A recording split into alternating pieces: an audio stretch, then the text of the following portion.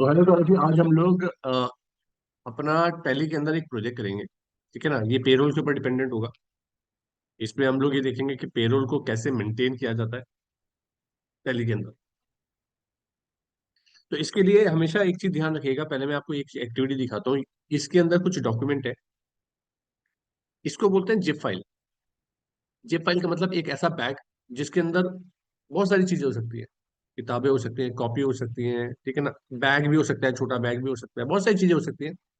But जिसकी जरूरत होती है, अगर हम उसे बाहर निकाल के काम करेंगे तो इजीली काम कर पाएंगे। लेकिन अगर उसी के अंदर, उस बैग के अंदर ही किताब को खोल के पढ़ेंगे तो पढ़ा जाएगा नहीं। पढ़ा तो जाएगा लेकिन दिक्कत होगी। तो उसे निकाल करके बाहर पढ़ लेंगे तो आसान हो जाएगा। इसलिए कोशिश ये करे करो कि जो इसके अंदर चीजें हैं पहले उसे बाहर निकाल लें। ठीक है ना। अगर मैं देखना चाहता हूँ तो इसे खोलोगे तो आपको दिखाई देगा इसके अंदर एक ही फोल्डर है। ऐसे नंबर ऑफ चीजें हो सकती है इसके अंदर। फाइल फोल्डर कुछ भी हो सकता है। तो आप इसे पहले बाहर निकालो, इसके अंदर से जो भी चीजें उसको एक्सट्रैक्ट करो, बाहर निकालो। तो उसके लिए राइट क्लिक करना पड़ता है। और उसके बाद यहाँ पर शो बोर्ड में करते हैं हम। और यहाँ पर एक ऑप्शन आएगा एक्सट्रैक्ट। तीन ऑप्शन आते हैं, लास्ट वाला ऑप्शन इस्तेमाल करना होता है। मतलब मैं ये बोल रहा हूँ extract two practice paper Tally payroll. मतलब इस तरीके की एक फाइल बन जाए, उसके अंदर जाकर के वो चीजें बाहर निकल के आ जाए, उसके अंदर आ जाए, एक्सट्रैक्ट हो जाए। तो अभी जैसे इस पे क्लिक करोगे इसमें एक फोल्डर बन के आ जाएगा। ठीक है। अब इस फोल्डर के अंदर मैंने खोला तो इसके अंदर कुछ दो फाइलें हैं।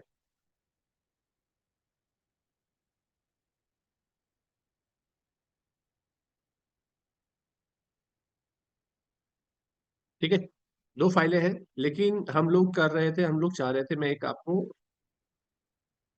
एक मिनट रुकिए।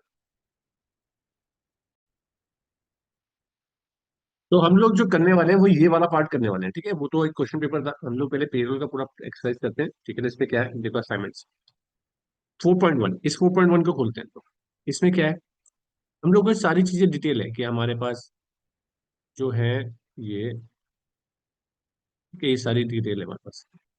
इसमें गिवन है कि हमारे पास हेड ऑफिस डिपार्टमेंट में ये एम्प्लॉयज हैं, इनकी ज्वाइनिंग डेट ये है, डिपार्टमेंट ये है, डेट ऑफ ज्वाइनिंग क्या है ये है, और एम्प्लॉय कोड ये है, डेजिग्नेशन ये है, लेफ्ट कब करा, रेजिग्नेशन कब दिया, ये सारी चीजें उनकी उन्होंने अपनी डिटेल की दे रखी। तो इसे हमें फीड करना पड़ेगा पहले। तो हम इसे फीड कर लेते हैं पहले। फीड करने के लिए हम कैसे करेंगे, सबसे पहले तो टेली में एक कंपनी क्रिएट करते हैं। तो मैंने पेरोल के नाम से ही बना दी।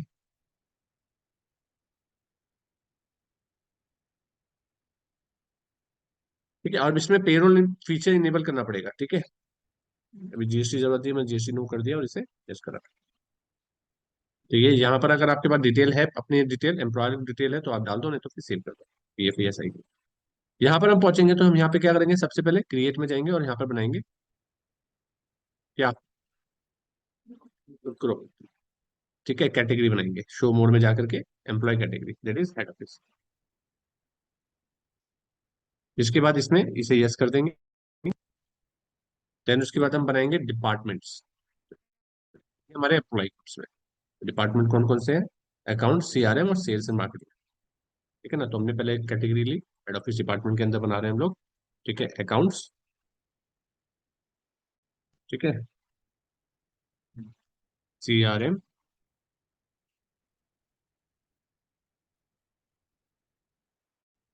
सेल्स एंड मार्केटिंग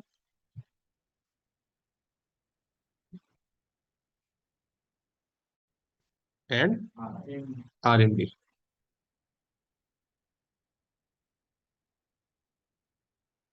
डिपार्टमेंट बन गए। इसके बाद हमें नेक्स्ट क्या बनाना है, हमें एम्प्लॉयज बनाने हैं।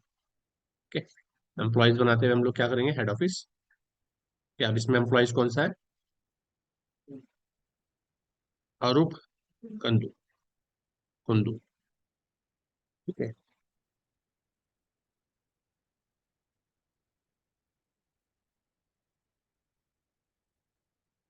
इसे मैंने कॉपी करा और पेस्ट। ठीक है, यहाँ से बताया ये अकाउंट डिपार्टमेंट का है।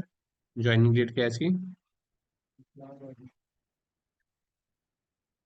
ठीक है, यहाँ पे डाला। यहाँ पे सैलरी डिटेल हम बाद में डालेंगे। एम्प्लॉय नंबर क्या है इसका,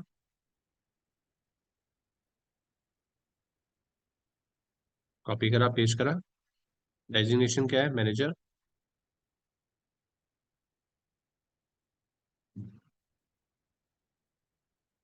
ठीक है। लोकेशन और क्या है इसमें डालने के लिए? तो ईमेल बता दिया। इसके अलावा अब इसके अंदर एंटर करते हुए यहाँ पे बैंक डिटेल बता दी। ये तो है इसके अलावा। अकाउंट नंबर क्या है इसका?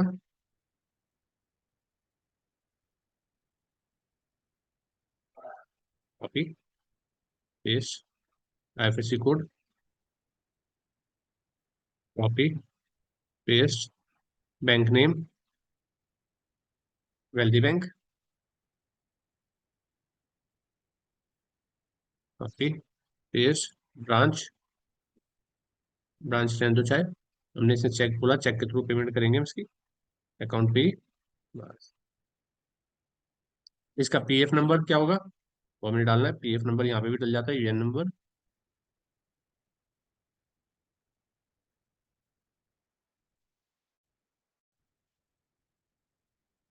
आप भी डाल सकते हैं। और ईएसआई नंबर भी है इसका। ईएसआई नंबर क्या होगा देखो।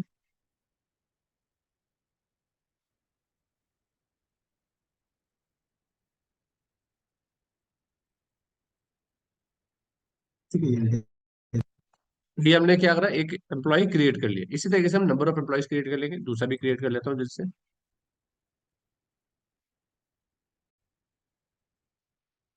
उसमें भी हमने इसमें आने इसमें एक रिटायरमेंट का ऑप्शन नहीं आ रहा है, ठीक है। तो रिटायरमेंट का ऑप्शन कैसा आएगा देखो, क्योंकि ये रिटायर्ड हो चुकी है।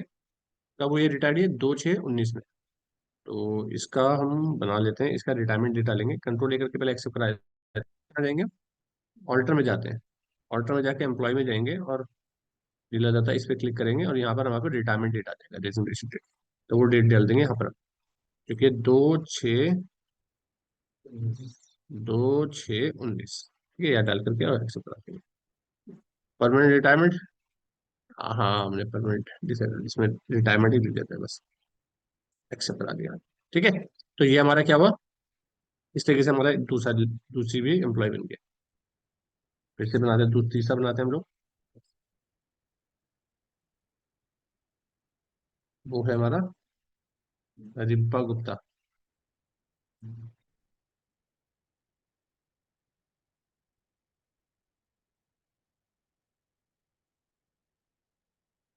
रिब्बा गुप्ता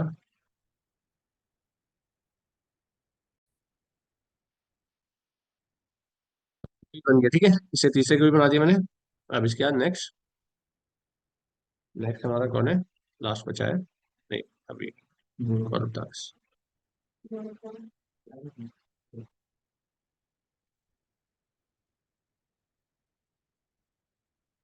ठीक है, यहाँ पर डालेंगे ये किसमें डिपार्टमेंट में? सेल्स।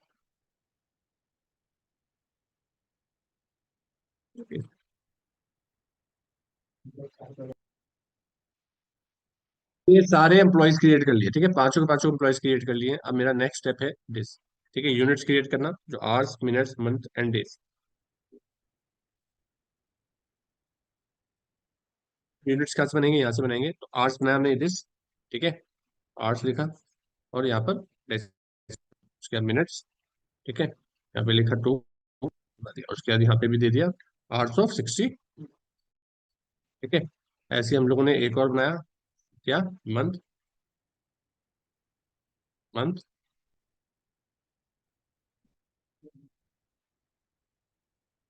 मंथ डाले, ठीक है। और डेज,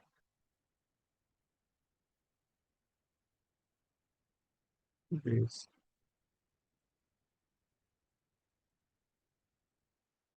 ठीक है। और इसमें कंपाउंड भी बनाना चाहो तो बना दो, चलो रहने दो कंपाउंड। 30 डेज का बनाना है ना, मंथ ऑफ 30 डेज। ठीक है, ये हमने बना दिया। इसके बाद आगे बढ़ते हैं, रुक जाओ। वही कर लिया था। अब इसके बाद नेक्स्ट स्टेप क्या करना है देखो। इसके बाद नेक्स्ट स्टेप देखो। नेक्स्ट टाइम हमें अटेंडेंस बनानी है। तो हमने यहाँ पे क्या अटेंडेंस है? प्रेजेंट। प्रेजेंट का मतलब क्या होता है? अटेंडेंस, लीव विद पे, ठीक है। लीव विद पे, एब्सेंट, लीव विदाउट पे, वही है। यस। ठीक है, फिर क्या बनाना? Over time.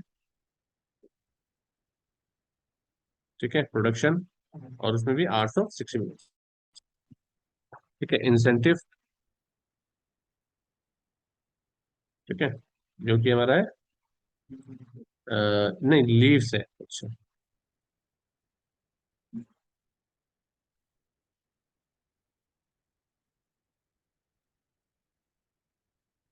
विविध पे, ये हमने बना दिया, ये भी हमने क्रिएट कर लिया। डॉक्यूमेंट नंबर 2 भी हो गया हमारा, 3 भी हो गया, और डॉक्यूमेंट नंबर 4 पे चलते हैं। डॉक्यूमेंट 4 डब्बे हमारे पेड से। ठीक है, बेसिक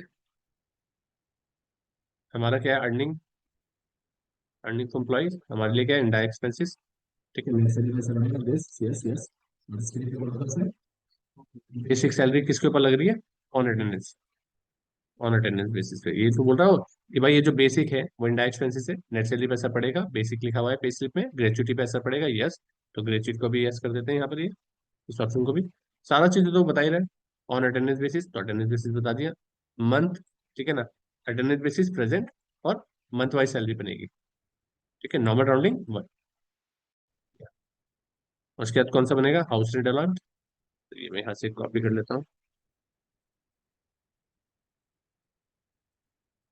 ये भी अर्निंग है हमारे लिए, इंडायरेक्ट एक्सपेंसेस है। ठीक है, यस, नेट सैलरी वैसा पड़ता है। और यहाँ पर क्या लिखा हुआ है, देखो यहाँ पे लिखा हुआ है HRA, शॉर्ट फॉर्म लिखी हुई है उसकी, HRA, HRA लिखा हुआ है पे स्लिप पे, स्थिति वैसा नहीं पड़ेगा। और क्वेश्चन में क्या दिया गया कि as computer value 40% of the basic, तो हम कंप्यूटर वैल्यू कर देंगे, और नॉर्मल राउंडिंग 1। और ये बताएंगे कि स्पेसिफिक फॉर्मूला किसके ऊपर लगे, बेसिक के ऊपर, तो जितना भी बेसिक हो उसका 40% ये हो जाएगा, राइट, डिटेल में। उसके बाद कन्वेंशनलाइज, कन्वेंशनलाइज, ठीक, कन्वेंशनलाइज बनाया हमने, अर्निंग है, इनडायरेक्ट एक्सपेंसेस है, और यहाँ पे जाके कन्वेंशनलाइज। अब कन्वेंशनलाइज क्या है, CA, CA डाल देंगे हम पूरा।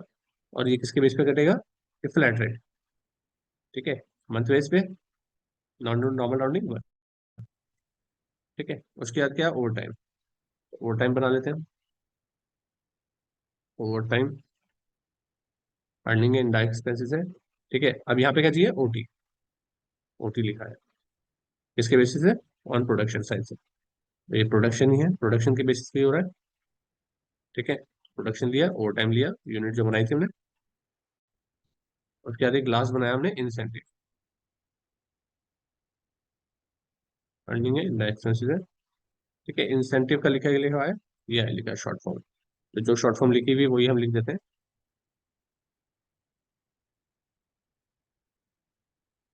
ठीक है, यहाँ पर ये है, और ये यूजर डिफाइंड में रखा हुआ है शायद से, तो ये यूजर डिफाइंड में है, देखो, तो यूजर डिफाइंड में नहीं है, चलो ठीक से बना दिया, तो ये पहले बन गए हमारे हमारे। ठीक है, अब हमारा नेक्स्ट स्टेप क्या है, इस काम का तो पूरा पार्ट हो चुका है। अब हमें नेक्स्ट फाइल में पहुंचना है, 4.3। अब इसमें हम जब पहुंचेंगे तो इसमें हमें नजर आएगा कि हमें सबसे पहले क्या बनाना है, अब सैलरी में से जो डिडक्ट होने वाला पार्ट है वो बनाना है। ठीक है, तो वो PF के और ESI के पांचों हेड बनेंगे, तो PF ESI के सारे हेड्स बना लेते हैं हम लोग। तो अपने बनाते हैं 12%, PF, क्या, employee, 12% PF, PF employee deduction.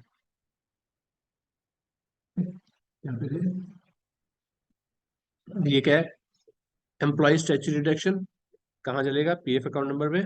हमारे लिए क्या है, करंट लायबिलिटी, नेट सैलरी पे असर पड़ता है, यहाँ पे लिखा हमने प्रोविडेंट, पे स्लिप में ही लिखा हुआ है।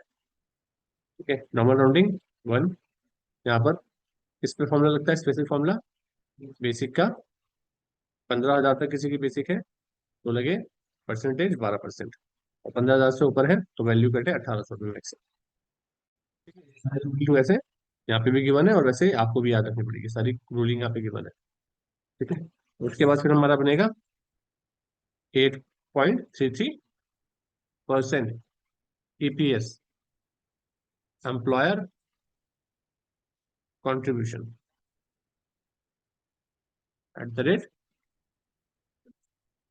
हमारे हमारे लिए क्या है, एम्प्लॉयर स्टैच्यूटरी कंट्रीब्यूशन है, कहाँ जाता है इसका अकाउंट? अकाउंट नंबर 10 में।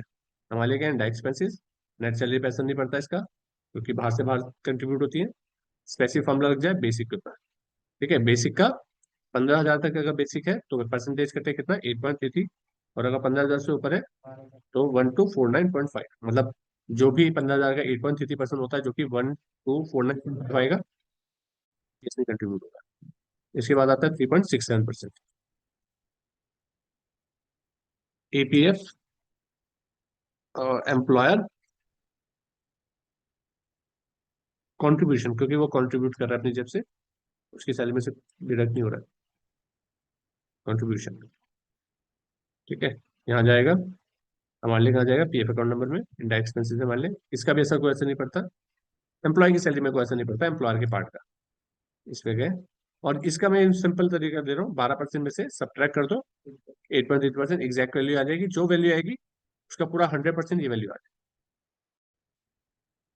इसके बाद फिर बनेगा पीएफ एडमिन चार्जेस @ 0.5%।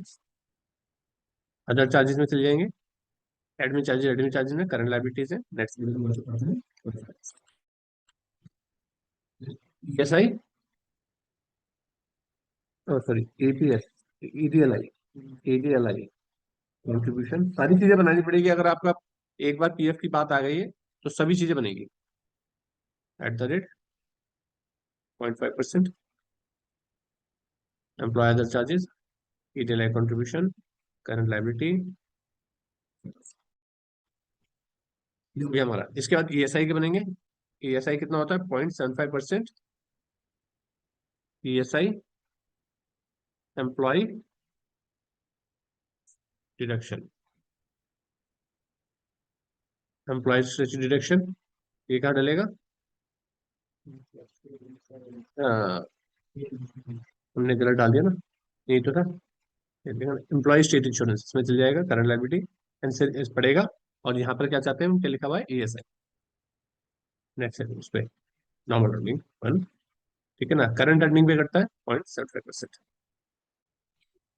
ठीक है, उसके बाद इसमें,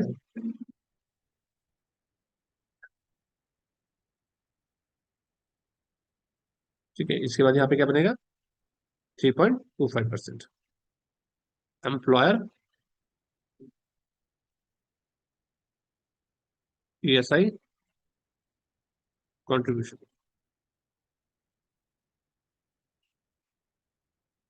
किसमें जाएगा? इसमें। और ASI net expenses, net normal rounding, normal rounding 1।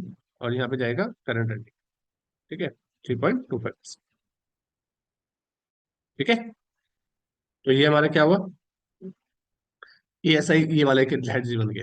ठीक है, इसके बाद नेक्स्ट क्या है? अब हमें क्या बनाना है? ये बना चुका हूँ मैं, ये सब बना दिए मैंने, ये वाले भी। एम्प्लॉयर्स के कंट्रीब्यूशन भी और एम्प्लॉय के भी, ये दोनों बना चुका हूँ, दोनों बताए थे इन्होंने। तो यहाँ पे जो बताए थे एम्प्लॉयर के, एम्प्लॉय के डिडक्शंस बताए थे। और यहाँ पे बताए थे क्या? जो मैं अभी बनाया है मैंने, वो सारे बताए थे। ठीक है, इसके बाद इसके लास्ट पॉइंट क्या है? अब इसके बाद सैलरी बतानी है हर किसी की। सैलरी कितनी? पीछे जाएंगे, ऑल्टर में जाना है आपकी बात। ऑल्टर में जाके डिफाइन सैलरी। तो सैलरी हमने बताई अनुपमा, अनुपमा की बताई 1/4 के बाद। बेसिक, उसको हम क्या क्या देंगे? बेसिक देंगे। बेसिक कितना देंगे? 14,800। ठीक है, फिर फिर उसके बाद एचआरए देंगे, एचआरए भी देंगे उसे। ठीक है, उसके बाद उसे कन्वेंशनलाइज देंगे। कितने? कन्वेंशनलाइज 2,500। उसके बाद उसे इंसेंटिव भी देंगे। ठीक है, उसके बाद उसे ओवर टाइम भी देंगे, 100 रुपये। ठीक है, और उसके बाद फिर सारी पीएफ और ईएसआई तो कंप्लाइंस उसके अंदर है ही। पीएफ की आ गई, दिस दिस दिस और ईएसआई सब, ये सब चीजें कंट्रीब्यूट के स्ट्रक्चर में। ठीक है, और एप्लीकेबिलिटी, ठीक है। उसके बाद दूसरा कौन है? नीला, नीला दत्ता। हमने 1/4 साल की शुरुआत से कर रहा हूँ, क्योंकि मैंने 23-24 की कंपनी बनाई, तो 23-24 ले रहा हूँ। नहीं तो ज्वाइनिंग डेट ले सकते हो आप यहाँ पर। यहाँ पे ले सकते हो ज्वाइनिंग डेट। ज्वाइनिंग डेट से इसकी सैलरी का स्ट्रक्चर ये है, जिस दिन से ये है वो डालना है। तो मैं तो ये फाइनेंशियल 23-24 में काम कर रहा हूँ, इसलिए ये ले रहा हूँ। ठीक है, तो प्रैक्टिस पर्पज के लिए तो इसमें ज्यादा कंफ्यूज मत होना। 50 to 100। ठीक है। HRA conveyance 1400। ठीक है। उसके बाद इंसेंटिव नहीं दे रहे, नॉट एप्लीकेबल, इंसेंटिव नहीं दे रहे उसे, ओवर टाइम देंगे। ओवर टाइम दे रहे हैं 80 रुपये। फिर सेम चीज 12 10 एक्सेप्ट करा दिया। देन उसके बाद रिम्पा, रिम्पा गुप्ता बेसिक तो देंगी कितना, 14,500। ठीक है। HRA conveyance 1500। उसके बाद इंसेंटिव दे रहे हैं, यस दे रहे हैं। ठीक है। Over time 150। उसके बाद फिर सारा PF।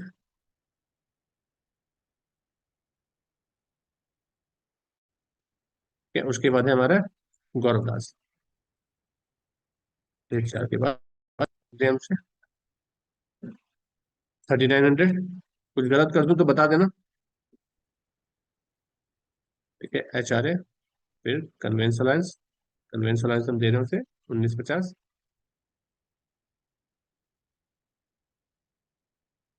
इंसेंटिव दे रहे हैं, नहीं दे रहे।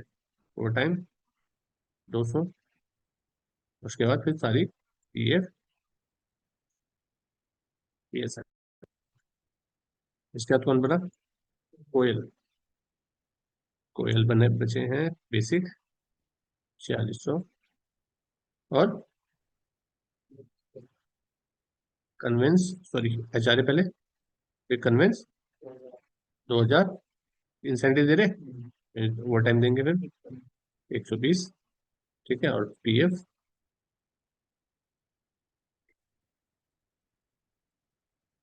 ठीक है। ये हम लोगों ने ESI और PF ऐड कर दिया। तो ये सारा काम हमने कर लेना है। ठीक है। उसके बाद लास्ट, अब हमारा नेक्स्ट स्टेप क्या बचा है, अब हमें सैलरी डिफाइन करनी है। तो इसके अंदर आपको एक और फाइल मिली है अटेंडेंस की, अटेंडेंस की बेसिस पे सैलरी बनेगी। ठीक है। फोर्थ वाले पार्ट में दिया गया है कि सैलरी कितनी कितनी देनी है। अब इसमें क्या है, ये सारी कैलकुलेशन मैं नहीं करूंगा, मैं आपको 4.4 दिखाता हूँ पहले। 4.5 में दिखाया है कि भाई हमने अनुपमा को इतनी सैलरी दी, इसको इतनी सैलरी दी, इसको इतनी सैलरी दी, अलग अलग लोगों को अलग अलग सैलरी बन रही है। तो वो उनके डेज के बेसिस पे बनेगी, फिर उसका PF चालान। तो मैं इसी सेम अमाउंट से तो पेमेंट नहीं कर पाऊंगा। क्यों नहीं कर पाऊंगा, क्योंकि उसके लिए फिर मुझे ना ये एक्सेल पे कैलकुलेशन लगानी होगी। ठीक है। एक्सेल पे कैलकुलेशन क्या है कि उनके सबकी अटेंडेंस है ये, कि भाई इस तारीख को कितना आया, अनुपमा कितने, किस तारीख को कितना इसकी इन कितना था, आउट कितना था, इसका मुझे देखना पड़ेगा कितने कितने घंटे वो आए, कितने कितने घंटे वो नहीं आए। तो किस दिन एब्सेंट थे, किस दिन प्रेजेंट थे, वो मुझे देखना पड़ेगा। अगर प्रेजेंट है एब्सेंट है तो ठीक है, लीव लिया हुआ है, ठीक है। तो यहाँ पर मुझे उसकी कैलकुलेशन निकालनी होगी, उस हिसाब से पता चल जाएगा कितने डेज आए, उसके हिसाब से मैं अभी सबको कंसीडर कर रहा हूँ कि सब अपना 31 दिन आए, किसी ने भी छुट्टी नहीं करी। तो मैं छुट्टी, बिना छुट्टी के काम मतलब सब कुछ कर रहा हूँ और उनकी ओवर टाइम भी डाल रहा हूँ। तो जिससे कि आपको ये समझ में आ जाए, ये आप अपना प्रैक्टिस कर लेना जो मैंने आपको दिखाई है उसको डाल करके। तो उसके लिए कैसे करेंगे, हम वाउचर में जाएंगे और अदर वाउचर में जाएंगे और अटेंडेंस में डालेंगे। अटेंडेंस में जाने के बाद यहाँ पे पहले अटेंडेंस डलेगी। अब मैं मान लीजिए 31 मई मई की सैलरी डाल रहा हूँ, तो 31 मई में गया और ये ऑटो फिल करना है आपको। ऑटो फिल करने के बाद वाउचर डेट पे जाने के बाद हेड ऑफिस, सभी ग्रुप की, मैं क्या डाल रहा हूँ पहले, प्रेजेंट। क्योंकि प्रेजेंट के बेस पे मैं डालूंगा तो 31 दिन होते हैं, मतलब इसमें मई के महीने में, तो 31 दिन बाई डिफॉल्ट सबकी सैलरी बन जाए, डेज बन जाए। हाँ, अगर किसी ने छुट्टी करी, जैसे मान लीजिए इसने 28 दिन आया है तो मैंने 28 दिन कर दिया सर। ठीक है ना, और एंटर करके एक्सेप्ट कर। अगर मुझे ओवर टाइम डालना है तो फिर मैं ओवर टाइम डालूंगा, कंट्रोल F दबाऊंगा और इस पर क्लिक करके यहाँ पर हेड ऑफिस, और यहाँ पर हम ओवर टाइम भी डाल देंगे। ठीक है। ओवर टाइम मैंने बाई डिफॉल्ट डाला 0 और एंटर करके एक्सेप्ट करा दिया। तो यहाँ पे मैंने डाला 2 घंटे ये काम करा इसने। ठीक है ना, इसने 1 घंटे काम करा, इसने इसने 2 घंटे काम करा। ठीक है, इसने 1 घंटे काम करा, तो ऐसे करके मैंने कुछ, और इसके बाद एक्सेप्ट करा दिया। तो ये दोनों चीजें बन गई। इसके बाद हमें क्या जाना है, अदर वाउचर में। अब सैलरी ड्यू करनी है, इसके अकॉर्डिंगली सैलरी ड्यू होगी। तो वो यहाँ पर हम जब जैसे जाएंगे इसे भी ऑटो फिल करेंगे। ऑटो फिल करने के बाद हेड ऑफिस, सैलरी ड्यू कर रहे हैं, कब से कब तक की, 1 मई से लेकर के 31 मई। हाँ, इसमें क्या है, एक चीज जो छूट गई है, मैंने कुछ पे हेड्स नहीं बनाया है। मतलब अगर मैं सैलरी ड्यू कर रहा हूँ तो सैलरी पेबल का लेजर होना चाहिए। तो यहाँ पर हम पहले एक बना लेते हो, वो मैं लेजर से भी बना सकता हूँ और बाहर से बना सकता हूँ सैलरी पेबल, क्योंकि जब मैं ड्यू करूंगा तो सैलरी पेबल का लेजर होना चाहिए। ठीक है, यहाँ पे करंट लाइबिलिटी के अंदर रखेंगे उसको। ऐसी पीएफ जब ड्यू करूंगा तो पीएफ पेबल करंट लाइबिलिटी के अंदर एक में बनेगा ईएसआई पेबल, और एक बनेगा पीएफ एडमिन चार्जेस जो कि एक्सपेंसेस होता है। तो उसे मैं कहाँ डालूंगा, इनडायरेक्ट एक्सपेंसेस के अंदर। मैं जाकर के अब क्या करूंगा, क्रिएट करूंगा, यहाँ पे गए। अब मैं करता हूँ ऑटोफिल। ऑटोफिल करने के बाद यहाँ पे गए सैलरी पेमेंट, कब से कब तक की ड्यू कर रहा हूँ, 1 मई से लेकर 31 मई तक। यहाँ पे जाऊंगा head office, all item, company ने एम्प्लॉयज के नाम से मैं ड्यू करना चाहता हूँ कि एम्प्लॉयज के नाम आए। उसके बाद यहाँ पर, अब यहाँ पर क्या आ रहा है, कैश या बैंक, लेकिन यहाँ पर मुझे ड्यू करना था। एक मिनट, वो इसलिए नहीं आ रहे हैं, हाँ क्यों नहीं आ रहे हैं, एक चीज ध्यान रखना। वो इसलिए नहीं आ रहे हैं, मैं एक बार फिर से बताता हूँ कि जो हमने लेजर सही बनाए हैं सैलरी पीपल के, इसे मैं डिलीट कर रहा हूँ, ठीक है।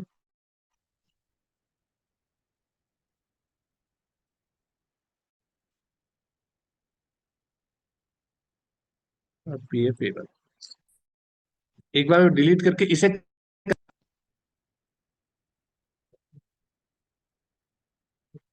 पे हेड से, बस यहाँ से बना रहा हूँ सैलरी पेबल। यहाँ से इसे पे हेड से बता रहा हूँ कि पे हेड नहीं है ये, P F payable not applicable, E S I payable.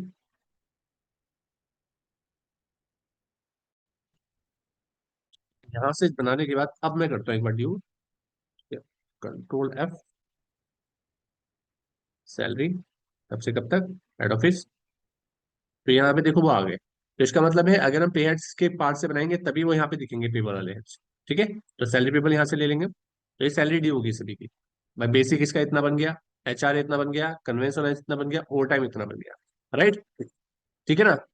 और एम्प्लॉय का जो शेयर है वो इतना यहाँ यहाँ से कट चुका है, तो किसी का भी ईएसआई कटता हुआ दिख नहीं रहा है मुझे, क्योंकि सबकी सैलरी एग्जाम्पशन लिमिट से के अंदर है, इस वजह से। ठीक है, इसमें इंसेंटिव नहीं ड्यू हुआ अभी, और एम्प्लॉयर वाले शेयर ड्यू नहीं हुए, तो कंट्रोल लेकर के एक्सेप्ट कराएंगे। अब फिर से ऑटोफिल करेंगे, अगर इंसेंटिव देने का है, आपका बॉस ने बोला है, तो यूजर डिफाइन में क्लिक करेंगे, क्योंकि इंसेंटिव यूजर डिफाइन में बना था। और यहाँ पे जाने के बाद सैलरी पेबल से ही ड्यू करेंगे, तो जिस जिसको इंसेंटिव के पार्ट में थे वो यहाँ पे डाल दिए, जैसे 1,000 रुपए से वो सोचा हमने, और 1,000 रुपए हमने सोचा इसको इंसेंटिव देंगे, तो मैनुअली हो जाएगा। अब पीएफ का कंट्रीब्यूशन ड्यू करेंगे, तो यहाँ पे जाएंगे, पीएफ कंट्रीब्यूशन। ठीक है, पीएफ टेबल से ड्यू होगा, तो यहाँ से पीएफ टेबल से ही ड्यू हो गया, सबकी सैलरी जितनी जितना पीएफ 8.33%, 3.67%, जितना जितना हर एक पार्टी का होना चाहिए, वो सब कंट्रीब्यूट होकर के यहाँ पर एंट्री भी होगी। इसके बाद एक लास्ट चीज क्या है, ईएसआई। तो ईएसआई एम्प्लॉयर के शेयर में से तो कुछ नहीं कटा, लेकिन जब हम ईएसआई कंट्रीब्यूट करेंगे तो हम ये देखेंगे कि दो लोगों का ईएसआई कंट्रीब्यूट हो रहा है। ये दो लोगों का हो रहा है, तो कंट्रोल लेकर के इसे भी एक्सेप्ट करा देंगे, ये भी हो गया। अब इसके बाद क्या करेंगे, एक एडमिन चार्जेस ड्यू करेंगे, जो कि खर्चे का पार्ट होता है, एक्सपेंसेस का। तो जनरल वाउचर पे क्लिक करके जनरल वाउचर पे पहुंचेंगे और यहाँ पर ऑटो फिल करेंगे। सेम प्रोसेस है, एंटर करेंगे कब से पीरियड का, हेड ऑफिस डिपार्टमेंट, एंटर करेंगे। पीएम एडमिन चार्जेस मैंने एक लेजर बनाया था कि वो हिट करें। उसके बाद पीएफ एडमिन चार्जेस के आगे PF admin charges, EDLI contribution के आगे ईडीएलआई कंट्रीब्यूशन। ये हमारा खत्म हो चुका है, पहले हुआ करता था कि ईडीएलआई चार्जेस के भी चार्ज किए जाते थे गवर्नमेंट, अब उसने बंद कर दिया गवर्नमेंट। तो जैसे क्लिक करोगे तो सभी के पीएफ और ईडीएलआई चार्जेस की वैल्यू आ जाएगी और ड्यू हो जाएगी। तो ये सारा काम हमारा ड्यू का हो गया। अब पेमेंट का बनेगा, तो हम क्या करेंगे, पेमेंट वाउचर में जाएंगे, डेट चेंज करेंगे F2 दबा करके, नेक्स्ट मंथ पे जिस डेट पे भी चेक चेक बना रहे हैं उस डेट के चेक बनाएंगे। तो ये भी ऑटोफिल होगा। जैसे आप इसमें ऑटोफिल करोगे, यहाँ पे जाओगे, पहले सैलरी पेमेंट 1 मई से लेकर के 31 मई तक का, टिल डेट, वाउचर डेट क्या है, 1/6। ठीक है, हेड ऑफिस सभी ग्रुप का, ईएसआई। अब यहाँ पे एंट्री क्या होगी, salary payable account debit to bank, तो सैलरी पेबल, बैंक बना हुआ नहीं है तो बैंक बना लेते हैं, एसबीआई। तो ये बैंक पे बना दिया हमने और एंटर करके एक्सेप्ट करा दिया। तो जिसकी सैलरी जितनी बननी चाहिए वो हमने यहाँ पे लिख दी, तो ऑटोमेटिकली इतने का चेक बन जाएगा और एंटर करके एक्सेप्ट करा देगा। फिर इसी तरीके से किसका, पीएफ कंट्रीब्यूशन का भी पीएफ पेमेंट का भी बन जाएगा। पीएफ चालान 1 मई से लेकर के 31 मई, ठीक है, 1/6। और यहाँ पे हेड ऑफिस के डिपार्टमेंट में जाकर के PF payable Q, SBI bank. तो यहाँ पर एम्प्लॉयर का शेयर और एम्प्लॉय का शेयर दोनों ही आगे विद विद जो हमारे एडमिन चार्जेस वगैरह थे उसको मिला करके टोटल चेक कितने का बनेगा, 9617। इसे भी एक्सेप्ट करा देंगे। और एक और काम कर सकते थे इसमें, कि अगर इसका ऑल्ट पी करके जो वहां पे दिख रहा था चालान निकाल सकते थे, यहाँ पे प्रीव्यू देखो, तो ये चालान निकल के आ जाएगा पीएफ का। ठीक है, ये ऐसा चालान निकल के आ जाएगा जिस चालान के थ्रू आप इसे जमा करोगे। ठीक है, तो ये आप पीएफ जमा कर दोगे। उसके बाद नेक्स्ट देखो, ईएसआई पेमेंट करेंगे। ईएसआई कैसे करेंगे, ऑटोफिल। ईएसआई चालान भी ऐसे करेंगे, 1 मई से लेकर के 31 मई। ठीक है, 1/6 हेड ऑफिस। ठीक है, ईएसआई पेबल और एसबीआई के थ्रू।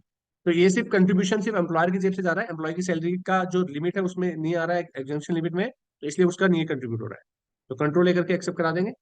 इसका भी अगर आपको चाहिए कि प्रिंट निकालना है चालान, तो ऑल्ट पी करके करंट प्रीव्यू में जाके देखोगे, तो ये आपका ऐसा चालान निकल के आ जाएगा। ठीक है, जो चेक बैंक में जमा करेंगे तो उसके पीछे एक पेमेंट एडवाइस लगाई जाती है कि किसके अकाउंट में कितना पैसा डालना है, तो आप वहां वो भी निकाल सकते हो। पेरोल रिपोर्ट में जाकर के पेमेंट एडवाइस में जाओ। ठीक है, और कॉन्फ़िगरेशन में जाओ पहले। ठीक है, पेमेंट वाउचर पीरियड इज, ठीक है, 1 मई से 1/6 तक खोल देते हैं। ठीक है ना, यहाँ से गए एंटर एंटर। ठीक है, सैलरी पीरियड आपका क्या था, ठीक है, ये था। और इसे एंटर करके कंट्रोल करो, रिव्यू देखो, तो ऐसे आपको सैलरी सबकी देखो ये आ जाएगी कि किसके अकाउंट में कितनी सैलरी डालनी है, वो सारा कुछ अपना आप आ जाएगा। अगर आपने सारी बैंक डिटेल वगैरह डाली है तो ये पेमेंट एडवांस निकल के आ जाएगी। ये आप क्या करो, बैंक में इसके ऊपर चेक लगा कर दे दो सामने, तो वो आपका। तो इसके लिए कैसे करा मैंने, पेमेंट एडवाइस में गया मैं, यहाँ पे जाकर कॉन्फ़िगरेशन में करा, और कॉन्फ़िगरेशन में पहले मैंने पीरियड चेंज करा कि भाई मुझे 1 मई से लेकर के, क्योंकि मैंने 1/6 को पेमेंट करी थी तो 1/6 तक खोल दिया मैंने। राइट, ठीक है ना, 1/6 से ना छोड़ खोल करके अगर आप 1 मई से लेकर 31 मई तक भी करते हो तो भी आ जाना चाहिए।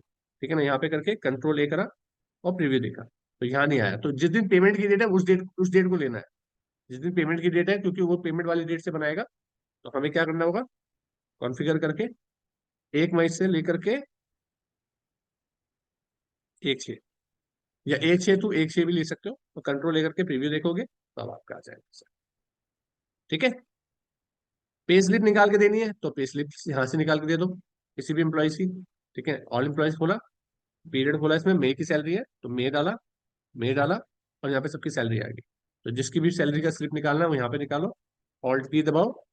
ठीक है, करंट पे प्रीव्यू पे क्लिक करो, ये सारी की सारी सैलरी स्लिप निकल के आ जाएगी, जो प्रिंट आउट निकल के आ जाएगा, कितनी सैलरी है, कितनी सैलरी बनी, कितना डिडक्शन हुआ, सारी। तो ये ठीक है, तो ये हमारी पूरी पार्ट थी, जिसके अंदर एक और लास्ट से पे स्लिप भी अगर निकालना चाहते हो, पे शीट भी निकाल सकते हो कि किसकी सैलरी कितनी बनी। तो कहाँ से निकाला है देखो, पे शीट में गया, क्लिक करा, मंथ डाला,